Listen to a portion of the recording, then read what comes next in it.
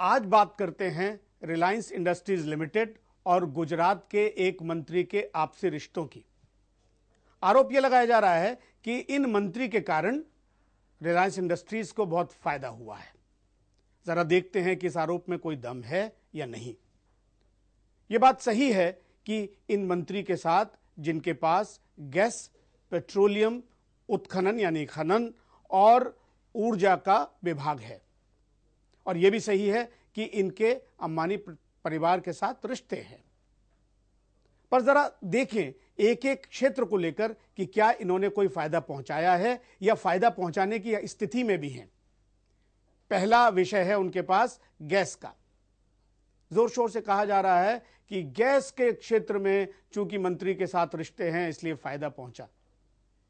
हैरानी की बात है, जहां रिलायंस इंडस्ट्रीज लिमिटेड गैस निकाल रही है वो आंध्र प्रदेश के तट के पास है, जो कि गुजरात से कम 1,500 किलोमीटर दूर है।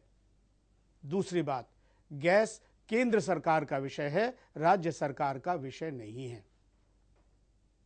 एक और बात, उनके पास विभाग है पेट्रोलियम का। अब पेट्रोलियम में वो कैसे फायदा पहुंचा सकते हैं, यह भी संविधान के अनुसार केंद्र सरकार का विषय है। और जो रिफाइनरी गुजरात में लगी है वो डीरेगुलेटेड है, वहां कोई भी व्यापार कर सकता है और बहुत पुरानी लगी हुई है, उसमें वो मंत्री कैसे फायदा पहुंचा सकते हैं। तीसरा है खनन का विषय।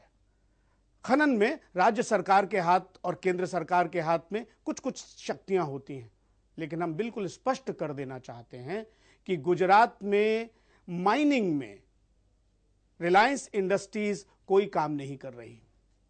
और चौथा विषय आता है ऊर्जा का। ऊर्जा यानी पावर। हम बताना चाहते हैं कि गुजरात में जो हमारे उद्योग और कारोबार हैं उनमें हमको बिजली कैप्टिव पावर प्लांट से मिलती है। इसका मतलब हुआ हमारे खुद के अपने बिजली घर हैं, बिजली बनाते हैं, अपने उद्योगों को देते हैं। इसलिए इन मंत्री से हमको बहुत फायदा पहुंच रहा है, ये बात एकदम बेबुनियाद, निराधार, राजनीति से प्रेरित और आपको भरमाने के लिए है। हमें देखना चाहिए संवैधानिक व्यवस्था क्या है। संविधान के अनुसार जो विषय हैं उनमें उन मंत्री का दखल नहीं है, वो चाहें भी तो हमें फायदा नहीं पहुंचा सकते।